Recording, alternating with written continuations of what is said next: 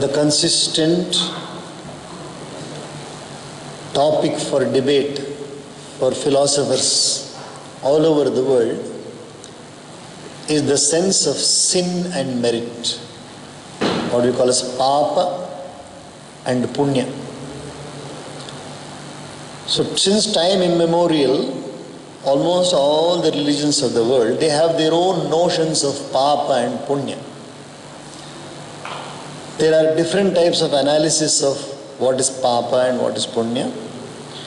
And then the fruit of committing a sin, what happens when a person commits a sin, what happens when a person does a good act, like charity, like helping others. Bhagavan Vedavyasa Rishi has beautifully summarized all that, and he has given the name as papa and punya. Shruyatam Ashtadasha Puraneshu. Ashtadasha Puraneshu. 18 Puranas. Ashtadasha Puraneshu. Vyasasya Vachanadvayam. Vyasasya Vachanadvayam. 18 Puranas you take. All of them, if you want to summarize and try to make it into one shloka, Vyasa says, Paropakara Punyaya. Paropakaraha punyaya. If you help others, you are doing punya karma. Papaya parapidanam. If you hurt others in any manner whatsoever, any manner. Three ways a person can hurt another person. In 3 ways, a person can hurt another. Manasa, vacha, karmana. Manasa, vacha, karmana. If you send one wrong thought, you already hurt the person. If you, in speech, if you speak a wrong word, you already hurt the person. And naturally by physical means also one can hurt a person. So simple logic, the very simple logic is, if you have hurt anybody even by a thought, by saying, let some bad happen to that person, let some bad happen to that person, you already sinned. You committed a sin. Because the sin is not what we see, the legal proceedings which are done against a person who has committed a crime. That is the fruit of a wrong act, illegal act, unlawful act. You know, difference between unlawful, illegal, same thing, both mean there is a law in the country, and if you go against it, then there is a punishment given to that person against the law because he has gone. That is a statutory, it is a politically oriented definition of right and wrong. What is law? What is law? Law is it defines certain do's and don'ts. Law defines certain do's and don'ts, and in addition to that, law also defines what are your rights and duties also. Law defines your rights and duties. Law also defines what you should do, what you should not do. That is as far as the political setup is concerned. Then comes the social setup. Do's and don'ts are there. But this particular papa and punya is not connected to that. Some portion of law might have been taken from the punya papa. Some portion of law. Some portion of social customs can be taken from the punya papa, which is a broader perspective. Dharma is a very, very broad perspective. This is dharmic and this is adharmic, if you say. It's a very wide perspective. If we say this is socially right, and according to Bharat this is right, according to Bharat this is wrong, it can be political or it can be social also. But dharma is something which is applicable to everybody. That is why we have certain basic understanding of what is punya and papa. The simplest thing which comes to our mind when you say papa is don't steal. Stealing is a sin. Is it a sin even in Australia? Is stealing a sin even in Australia? It is illegal, it is unlawful, everybody knows that one, stealing. But is it a sin? How can Australia tell us whether it is a sin? It is not at all in their purview. How can India tell you whether it is a sin or not? Because it is not within the political purview. It is not India's view. It is not Bharat's view. It is not Australia's view. It is not America's view. Or it is not any country's view. the word sin, it does not belong to any political setup at all. It is from the scriptures only. Because the law will never tell you. Supreme Court, the word S-I-N is not there in the vocabulary of Supreme Court at all. The word S-I-N has got no, it's not at all, it does not have a place in the vocabulary. It can say only it is a crime or not. It cannot say it is a sin or not. But the guilt of a person which one experiences, when a person does a wrong act, the guilt which one experiences, it's not because I have committed a crime. The guilt does not come because of committing a crime. It comes because of the sense that I have committed a wrong, which is a sin. Because there are so many people in the world freely moving about. Instead of being in jail, they are on bail. Instead of being in jail, they are on bail because they can easily, freely move about after committing crimes. But after committing a sin, one cannot move around freely. The sin has got another picture in your heart. Shakespeare has written a wonderful, many novels he has written, Shakespeare. And one drama he has written, the name of the drama is Macbeth. Many of you might have acted also in this drama Macbeth. So in that Macbeth's beautiful illustration, why I am quoting that here is so nicely the sense of guilt and sin has been shown there. Very nicely shown. Lady Macbeth, the wife of Macbeth, is Lady Macbeth. Both of them are good people. Both of them are good people. And then the king, Duncan is the king. So when Macbeth once he has won some war and is coming back, there is a prophecy by 3 witches. There is a prophecy that among the prophecies, one prophecy is Macbeth, you shall become king. That's one prophecy. See, then one seed is sown, one seed of desire or possibility of high position is sown by the witches. One seed has been sown. It could have been taken lightly. That word which has been said can be taken lightly. Okay, sometime in the future I will become a king. Sometime in the future I will become a king. Already my king he is the commander-in-chief of the army. Macbeth is the commander-in-chief and Duncan is the king. Lady Macbeth is there with Macbeth. So simply he goes and tells his wife that there was a prophecy by the witches that I will become king. She also could have kept quiet. And Duncan is a good king. There's nothing wrong with Duncan. Again, what is goodness? Nobody knows. But he's a good king as far as Macbeth is concerned. For the country, he's a good king. He's not a tyrant. So that is Duncan is there.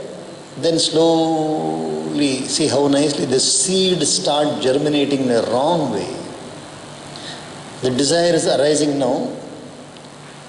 In the heart of Macbeth, it is still not shown up. It is showing in the heart of Lady Macbeth, who heard that word. Already 6 months have passed and still you have not become king. Witches have told you that you will become king. Already 6 months have passed and you have not become king. 7 months have passed, you have not become king. 1 year has passed, you have not become king. I think we should do something about it. I think we should do something about it. And he has got so much regard. The king regards Macbeth very much. Wherever he goes, he brings victory to the king. So Macbeth says, what exactly are you conveying? No, why delay the matter? Why delay the matter? What do you mean by that? No, we should finish off the king. And then you can become the king. Macbeth is hesitant. He said, no, I don't think you should do that. That's wrong. Nobody is going to do anything to you. There is no law. There is no law. She is the commander-in-chief of the army. Law is not at all in the purview. No. Legality is not in the purview. But he says, no, it is wrong. You should not do that. Whatever has to come true will come true. Prophecy will come true if it has to come true. Then again she nags him. Once again nagging. Ultimately he succumbs. Ultimately, the king also succumbs, that is, Macbeth also succumbs. And she says, you leave it to me, I will do it. But just whatever I require you to help me, that's all. It's difficult to even digest that. So she takes a dagger, disguises herself, gives some intoxicating things to the sentries there. They all fall asleep. And then she goes and kills the king while he is asleep. Lady Macbeth goes and kills the king when he is asleep. She kills him with a dagger. But at that time, another mystery happens. Another mystery happens. The king, after being killed, he wakes up. And the sentries also, I think sentries wake up and say, Macbeth shall sleep no more. Macbeth shall sleep no more. Macbeth cannot sleep anymore. Just wake up and say, and then he falls down. So then both of them come away. After that, she goes to wash her hands. Because she is killed, naturally blood is there on the hand. She washes her hands. But she doesn't understand that the blood, she feels that the blood is not going at all. Every time she is washing her hands, blood is not going at all. But she starts saying, help me to remove this blood, help me to remove this blood. Macbeth says, what is your hand is clean only. No, it's not going at all. She becomes hysteric. Lady Macbeth becomes hysteric. If we think of all the sins what a human being has done, if there is no remainder of the activity, no problem. If you have done an activity and the activity is over with that, it is gone, that's no problem. But that doesn't go away, no? Aditya Chandrau Vayo Nalascha Dyaubhumi Rapo Hridayam Yamascha Ahascha Ratrascha Ubhecha Sandhe Dharmascha Janati Narasya Krittim. If you do any act outside, in addition to your two eyes and human eyes, Surya is looking at what you are doing. The Lord's sun is the witness. Even till this day, in Bharat we say, Surya Chandra Iro Vargo. Till the Surya and Chandra are there, may you live very happily. Surya Sakshi, Bhumi Sakshi, even now we say that. Bhumi Sakshi. We use many words. That promise and this promise and this promise we say. Many promises we keep keeping different people's names. So, Surya is Sakshi if you do an act outside. If you do it in the daytime, it is Surya. If you do it in the night, it is Chandra. Both are not there means, so Aditya Chandrau, at least air is there, no? Bhagavan Vayu is there, Vayu. Aditya Chandrau, Vayu. And I don't seem to feel there is any breeze or anything. I don't think there is air, means heat is there, so Agni is a Sakshi. Aditya Chandrau, Vayu, Nalascha. Okay, none of these things I can say. I can't see the sun, I can't see the moon, I can't feel the breeze, I can't feel the heat. Akash is Sakshi. Dev, where are you standing? You must be standing on the earth. No, I was on an aeroplane, actually I was not on the earth. Aditya Chandra Vayo Nalascha Dev Bhumi Rapaha. Water. Hridayam is the most different place. Hridaya is a Sakshi what you are doing. All the external factors may not be a Sakshi, but your own heart is a Sakshi to what you are doing. Hridayam. Then there is the Lord of Death, Yama, who is also watching because he's got a camera, different type of a video camera he's got. He doesn't require batteries. He doesn't require wires. Chitragupta is his photographer. Chitragupta is continuously taking movies of everybody's activities. Hridayam Yamascha. Ahascha Ratrascha. Day and night you are being watched. And in both twilights also you are being watched. And then ultimately, Dharma Devata is watching you. In addition to Yama, the Dharma Devata, what we call as the Devi, is watching you, continuously doing something or the other. So you cannot go unwitnessed. See the concept of sin and merit. Is this shloka there in our constitution? This shloka what you uttered just now, Swami, is it there in the constitution of Bharat? Or in the constitution of any other country? That is outside the purview of the constitution. It cannot go into the constitution because constitution is made by man, whereas the sense of sin and merit is made by scripture, which is not man, which is not human. Whether it is Purana, whether it is Ramayana, Mahabharatam, Bible, Quran, they are all revelations from God. They are all revelations from God. Therefore, they don't fall into the category of books. They don't fall into the category of normal literature. They are called as scriptures.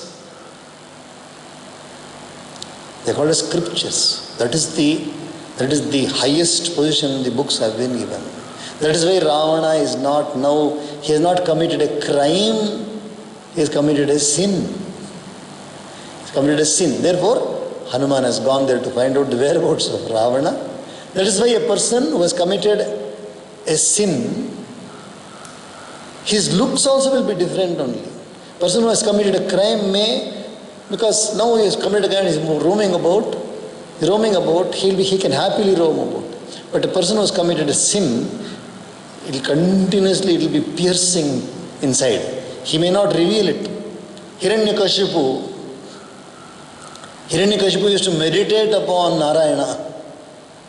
Hiranyakashipu, the father of Prahlad, Narayana is his enemy.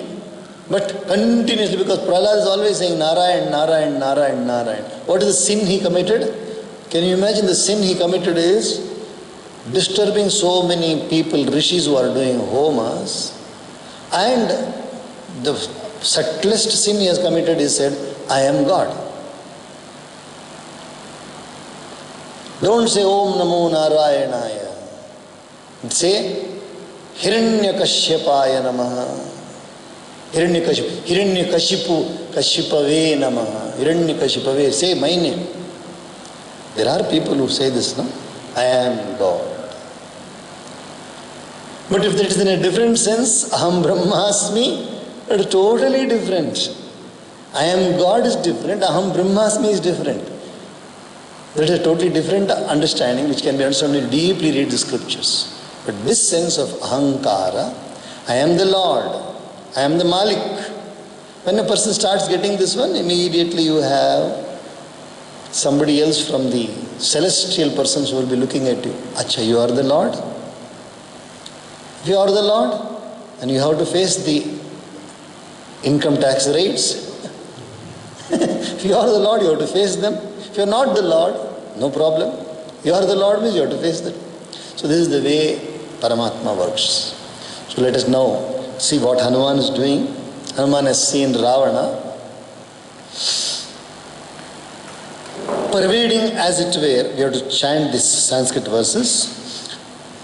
Chuta Punaga Chuta Punaga Surabhir Kalottama. Chuta Punaga Surabhir Kalottama. Chuta Punaga Surabhir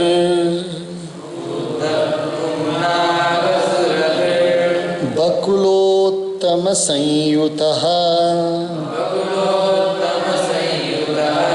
Mrishtanarasa Sanyuktaha Panagandha Purassaraha Tasya Rakshasa Rajasya Nishchakrama Mahamukhat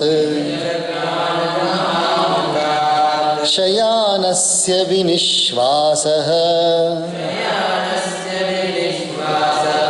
Purayanniva Tadgriham. Here the word Chuta indicates a type of a tree. So here it is mango, and then Punnaga, nutmeg, and then Bakula. Bakula is another type of a flower. So all these odors are coming from the snoring Ravana. Ravana is snoring, and all these odors are coming from, because he must have had that beautiful fruits and all this he must have taken, and naturally fragrant substance he must have applied to his body. Pervading, as it were, the whole of that chamber issued from the huge mouth of the aforesaid ruler of ogres, even as he lay asleep, breaths, carrying the fragrance of the mango and the nutmeg, and united with the odor of excellent Bakula flowers, nay, scented with the fragrance of excellent dishes, and preceded by the odor of drinks. All this is coming in that room. Muktamani vichitrena kanchanena virajata mukutena apavrittena kundalojvalitananam रक्तचंदन दिग्धेन तथा हारेण शोभिना पीनायत विशालेन वक्षसाभिविराजता पाण्डुरेणापविद्धेन क्षौमेण क्षतजेक्षणम् महार्हेण सुसंवीतम् पीतेनोत्तरवाससा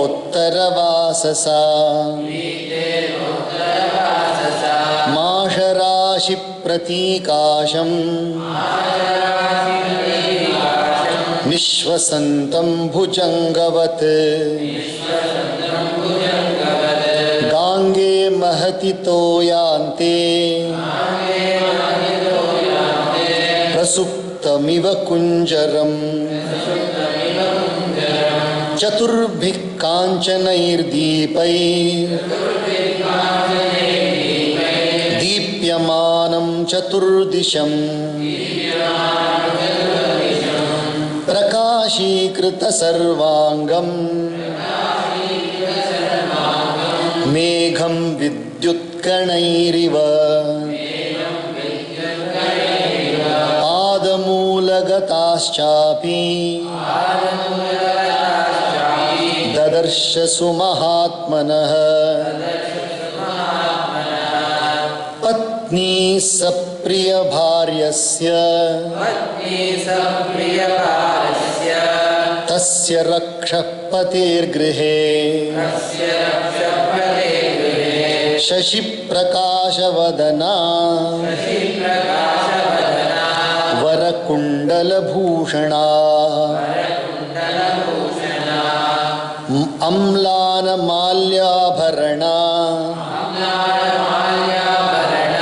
ददर्श हरियूथपः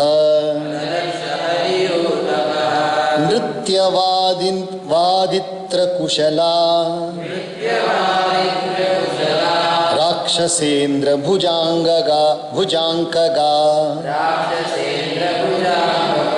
वराभरणधारिण्यो निषण्णाददृशे कपिः वज्रवैदूर्यगर्भाणि श्रवणान्तेषु योषिताम् ददर्श तापतीयानि कुण्डलान्यङ्गदानि च तासां चन्द्रोपमैर्वक्त्रैः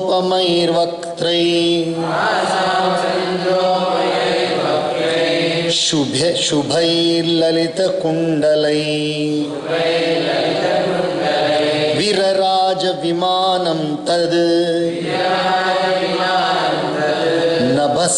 नभस्तारागणैरिव. We will pause here today.